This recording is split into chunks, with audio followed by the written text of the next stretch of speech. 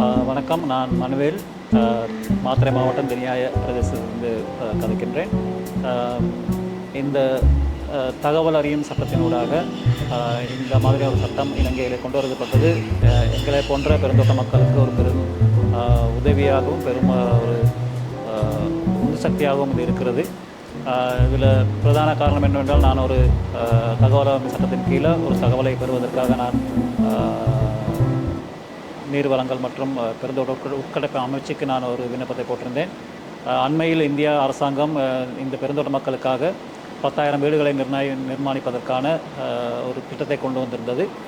அந்த திட்டம் எவ்வாறு செயல்படுகிறது, எந்தெந்த மாவட்டத்திலே எவ்வாறான வீடுகள், எவ்வளவு வீடுகள் கட்டப்படுகிறது, அந்த மாவட்டங்களை எந்தெந்த மாவட்டங்களுக்கு இது பகிர்ந்தளிக்கப்பட்டிருக்கிறது, எந்தெந்த கட்டங்கள் அடிப்படையில் இந்த திட்டங்கள் செயல்படுகிறது என்பது தொடர்பான தகவலை பெற்றுக்கொள்வதற்காக டிரான்ஸ்பேரன்சி இன்டர்நேஷ்னல் ஸ்ரீலங்கா நிறுவனத்தோடு இணைந்து நாங்கள் அதன் வழிகாட்டலினூடாக இந்த செயற்பாடை நாங்கள் முன்னெடுத்திருந்தோம்.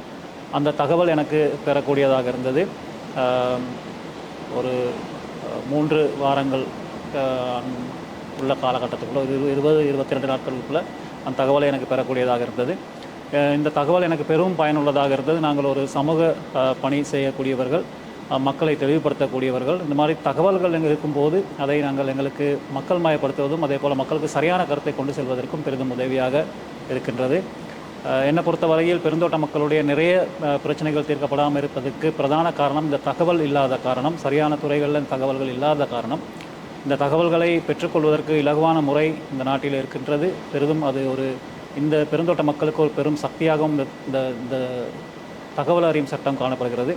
எனவே இதன் சட்டத்தின் மூலம் என்னை போல பலர் இந்த தகவல்களை பெற்றுக்கொண்டு சரியான முறையிலே எங்களுடைய முன்னெடுப்புகளை முன்னெடுக்கலாம் என்ற நம்பிக்கை எனக்கு இருக்கின்றது. இவ்வாறான சந்தர்ப்பத்தை பெற்றுக் கொடுத்து இதை போன்ற தெளிவுகளை எமக்கு பெற்றுக் கொடுத்த டிரான்ஸ்பேரன்சி இன்டர்நேஷ்னல் ஸ்ரீலங்கா நிறுவனத்துக்கும், அதே போல் எங்களை வழிகாட்டின அந்த நிறுவனங்களுக்கும் எனது மனமார்ந்த நன்றிகளை சந்தர்ப்பத்தில் தெரிவிக்கின்றேன்.